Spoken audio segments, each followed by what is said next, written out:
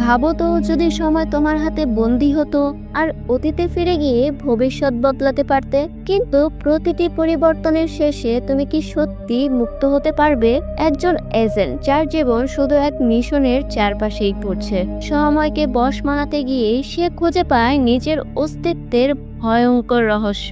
এইটাই সেই গল্প যেখানে শুরু আর শেষ এক হয়ে যায়। এটাই প্রিডেস্টিনেশন, নিয়তির সেই গোলক ধাঁধা যেখান থেকে কেউ ফিরে আসতে পারে না। এটি এমন এক মানুষের গল্প যে টাইম ট্রাভেলের মাধ্যমে অতীতে যায় এবং যেখানে গিয়ে সে পুরো ঘটনা প্রবাহই পাল্টে দেয়। এই মানুষের নাম জন। জনকে 1998 সাল থেকে 1975 সালে পাঠানো হয়। আসলে 1975 সালে একটি ভয়ানক বোমা বিস্ফোরণ হয়েছিল যাতে বহু মানুষ মারা গিয়েছিল। জনের কাজ হলো 1975 সালে গিয়ে সেই বোমা বিস্ফোরণ রোধ করা। জন টাইম ট্রাভেলের মাধ্যমে 1975 সালে পৌঁছে যায়, যেখানে সে ওই বোমাটিকে খুঁজে পায় যেটি তাকে নিষ্ক্রিয় করতে হবে। কিন্তু সে নিষ্ক্রিয় করার আগে আরেকজন লোক সেখানে চলে আসে যে তার দিকে বন্দুক তাক করে। দুজনের মধ্যেই লড়াই শুরু হয় আর সেই লড়াই চলাকালীনই বোমাটি বিস্ফোরণ ঘটে।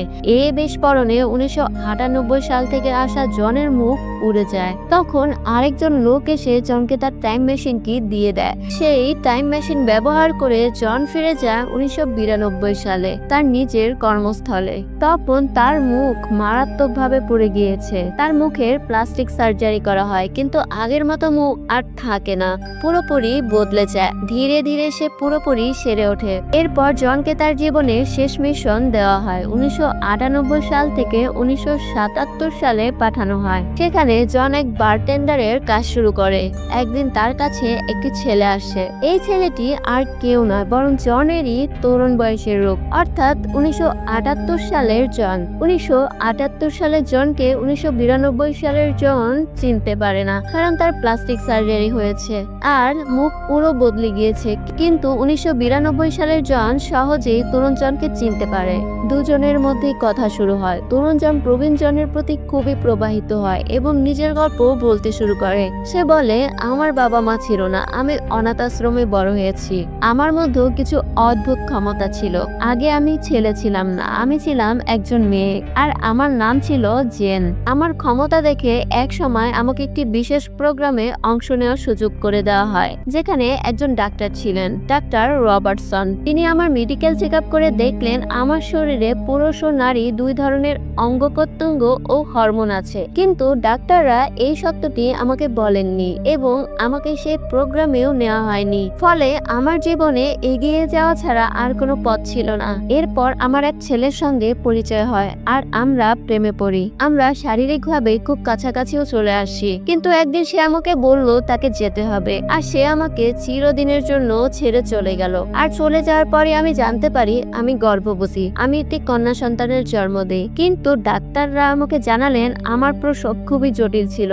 আমার শরীরে পুরুষ ও নারী দুই ধরনের হরমোন থাকার কারণে এই জটিলতা তৈরি হয়েছিল। তারা আমার নারীর হরমোন সম্পূর্ণ অপসারণ করে দেয়, ফলে আমার শরীরে থাকা নারীর হরমোন পুরোপুরি হারিয়ে যায়। ডাক্তাররা বললেন তোমার শরীরে পুরুষের অঙ্গ প্রত্যঙ্গ ও হরমোনও আছে, যার ফলে তুমি খুব দ্রুত সম্পূর্ণভাবে পুরুষে রূপান্তরিত হয়ে যাবে। এই কথা শুনে সে দুঃখে ভেঙে পড়ে, কারণ সারা জীবন সে একজন মেয়ের মতোই জীবন কাটিয়েছে।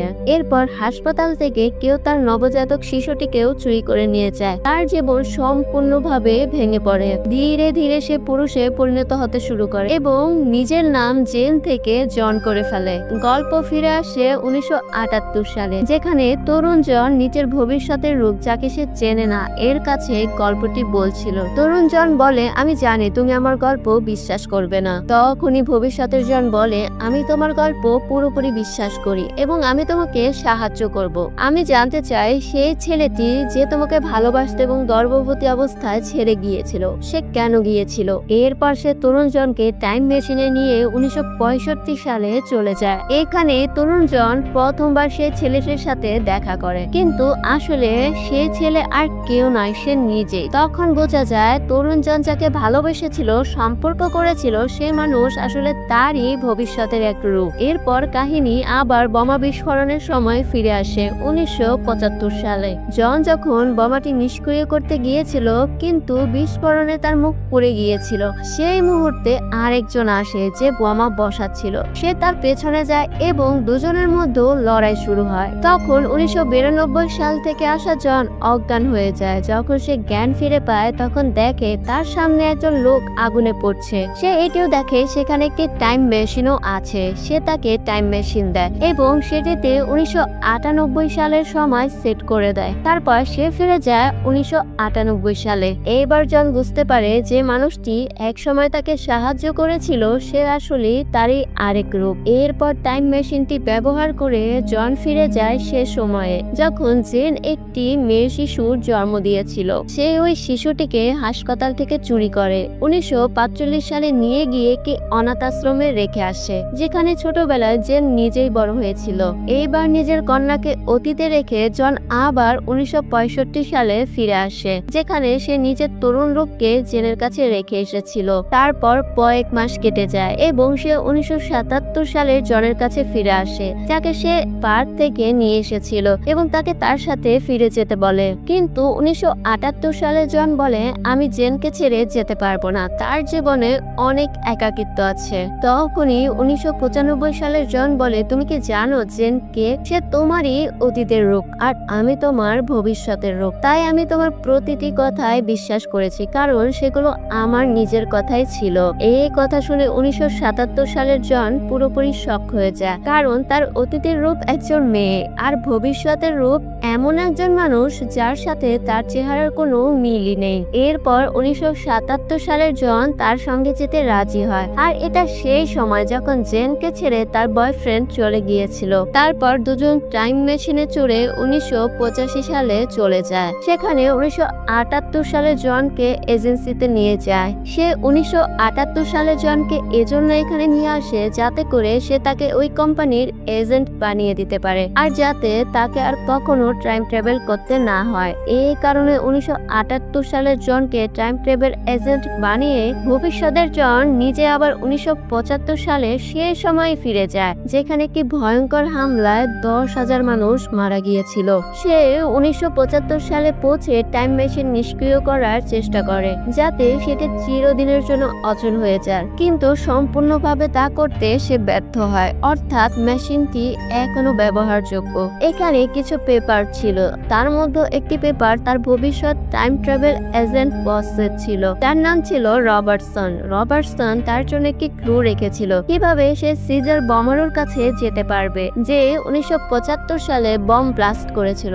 আর সেই ক্লুর মাধ্যমে সে বোমারুর কাছে পৌঁছেও যায়। আর সে যখনই তাকে শুট করতে যাবে, এর আগে সে তার মুখ দেখতে পায় এবং অবাক হয়ে যায়, কারণ সেই মানুষ আর কেউ নয় বরং তারই ভবিষ্যতের রূপ। সে বুঝতেই পারে না কিভাবে সে নিজে বোমা বিস্ফোরণ ঘটাতে পারে, কিভাবে এত মানুষের মৃত্যু ঘটাতে পারে, কিন্তু সে নিজের ভবিষ্যতের রূপ সম্পর্কে কিছুই জানে না। এখানে জনের ভবিষ্যতের রূপের মানসিক অবস্থা একেবারেই স্বাভাবিক নয়। এর কারণ হতে পারে বারবার টাইম ট্রাভেল করার ফলে মানুষের মস্তিষ্কে প্রভাব পড়ে। এই প্রভাবের কারণে সে আর স্বাভাবিক নেই। তার ভবিষ্যতের রূপ অর্থাৎ বয়স্ক জন তাকে বলে, তোমার যে মেশিনটি এখনো সক্রিয় আছে এবং যা ডিকমিশন করা হয়নি তার রিপোর্ট কি তুমি তোমার এজেন্সিতে জমা দিয়েছো? কিন্তু জন তা করেনি, অর্থাৎ সে এখনো এই মেশিন ব্যবহার করে টাইম ট্রাভেল করতে পারে, যার ব্যাপারে তার এজেন্সির কোনো ধারণাই ছিল না। বয়স্ক জন বলে,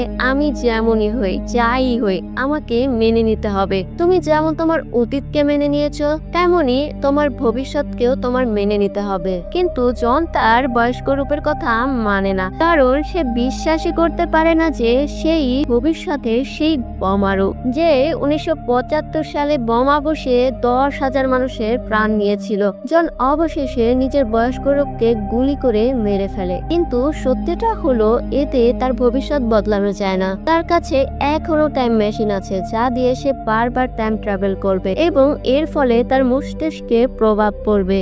এক সময় সে সাইকোপ্যাথ হয়ে যাবে। অবশেষে সে আবার বোমা বসিয়ে সে 10,000 মানুষের প্রাণ নেবে। আসলে এটি একটি চক্র, একটি লুপ, যেখানে জন বারবার ঘুরপাক খাচ্ছে। সে নিজে টাইম মেশিনের দিকে তাকায় এবং এখানে পুরো গল্প স্পষ্ট হয়ে যায়। যতবার জন অতীতে ফিরে গিয়েছে, এ সময়ের তার উদ্দেশ্য ছিল ঘটনাগুলো বদলানো, কিন্তু সে যতবারই যেখানে গিয়েছে শেষ পর্যন্ত সে নিজেকেই খুঁজে পেয়েছে এবং নিজের সঙ্গে সম্পর্ক গড়েছে। 1978 সালে বারটেন্ডার থাকা অবস্থায় সে নিজের তরুণ রূপের জেনের সঙ্গে দেখা করেছিল। এরপর 1965 সালে গিয়ে নিজের পুরুষ রূপের সঙ্গে দেখা করে, যেখানে তারা শারীরিক সম্পর্কে জড়িয়ে পড়ে। এর ফলে জন্ম নেয় একটি মেয়ে শিশু, আর এই শিশুটিই ছিল জেন, যাকে পরে জন 1945 সালে অনাথ আশ্রমে দিয়ে আসে, যেখানে ছোটবেলায় জেন নিজেও বড় হয়েছিল। ফলে বোঝা যায় জন, জেন, শিশু সবই আসলে জন নিজেই, যে টাইম ট্রাভেলের ফাঁদে পড়ে নিজের জীবনের সব ভূমিকা আবর্তিত হচ্ছে। এটি এমন এক লুপ যেখান থেকে সে কখনো বেরোতে পারবে না। তার কাছে এখনো টাইম মেশিন আছে, যার কথা এজেন্সি কিছুই জানে না। এভাবে টাইম ট্রাভেলের এই গল্প শেষ হয়ে যায়। আশা করছি আপনাদের কাছে আমার এই এক্সপ্লেনেশন কি ভালো লেগেছে। যদি ভালো লাগে তাহলে অবশ্যই ভিডিওটিতে একটি লাইক দেবেন, আর চ্যানেলে যদি নতুন হয়ে থাকেন অবশ্যই চ্যানেলটি সাবস্ক্রাইব করে যাবেন।